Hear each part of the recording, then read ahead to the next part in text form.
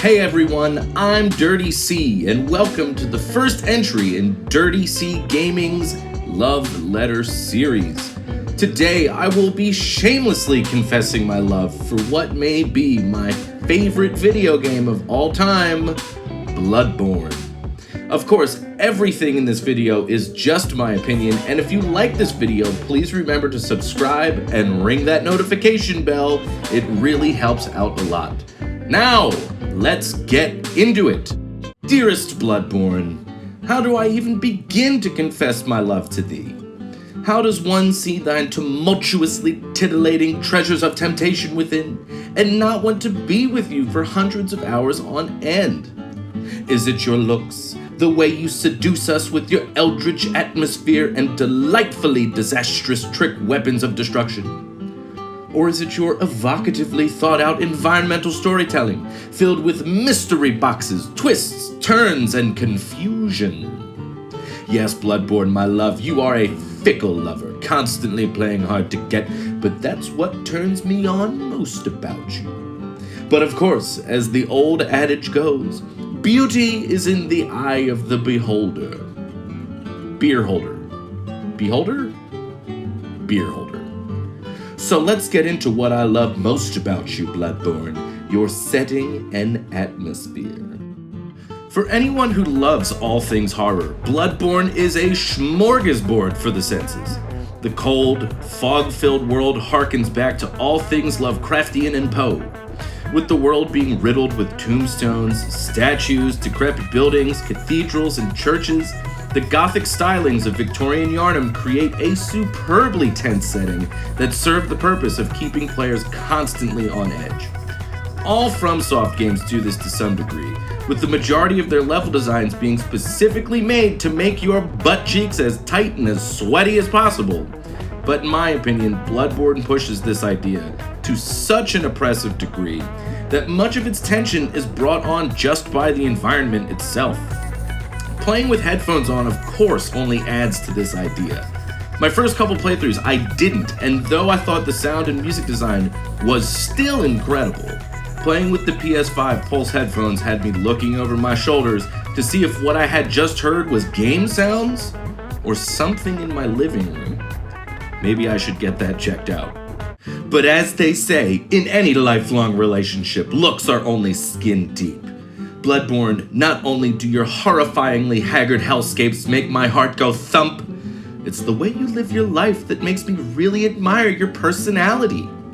Bloodborne, you're just so fun to be around. Your gameplay just makes me want to be a better person. Though we've had our ups and downs, your gameplay has always brought me back to realize that it wasn't you, it was me. Yes, we all know that FromSoft is known for some of the most addictive gameplay in all of gaming. For any kind of Type A person that just can't accept failure, sorry, you're gonna be stuck in this gameplay loop for a long time. But where Bloodborne separates itself from the rest of the FromSoft pantheon is its combat. Sekiro gave us lightning-quick, reflex-heavy katana combat, whilst in Dark Souls, turtling behind a massive shield is an extremely viable early game strategy.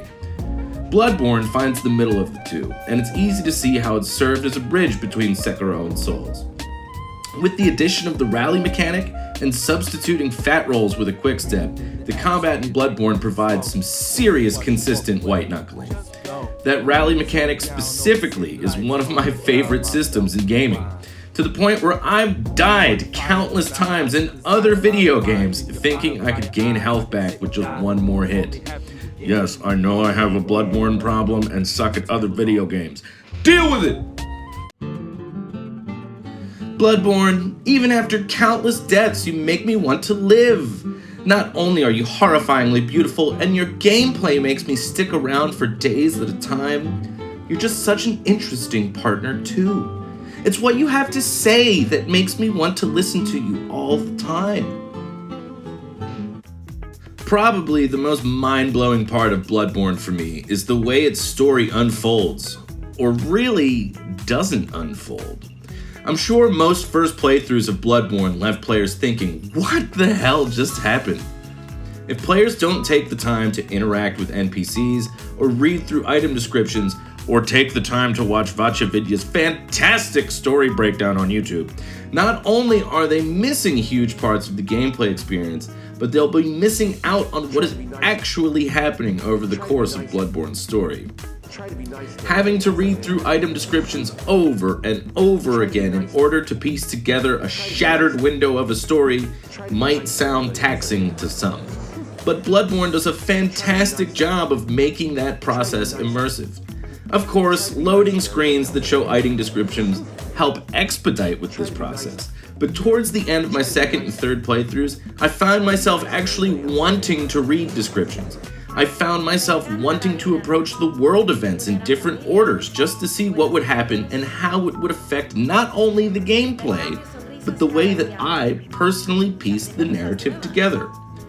This turned into making every subsequent playthrough almost entirely a new adventure for me.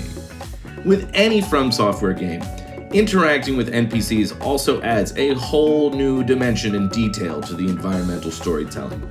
I remember fighting Martyr Ligarius on my first playthrough and being totally confused as to what he was or why he was there. But a quick conversation with Alfred on my next playthrough revealed the Martyr's side story, and it made me feel so much more immersed in what was going on. Bloodborne, I don't know how else to say it. Though you're already almost a decade old, I still can't imagine playing anything else as much as I play you. I love you, Bloodborne, and though I might be coming on a little too strong, I can't help but yell it from the top of Cathedral Ward. I hope you love me as much as I love you. Well, we'll work on that.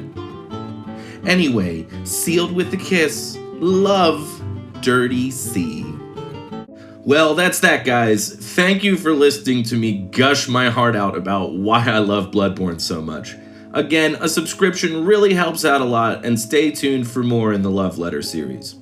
And guys, hey, while we talked about love today, people, take a minute to remember to love yourself. The world has gone and gotten itself into a big old tangle of a mess, and it's tough to see the forest through the trees sometimes. But remember, all of you are valued and all of you are loved. Okay? Have a good one, y'all. I'll see you in the next video.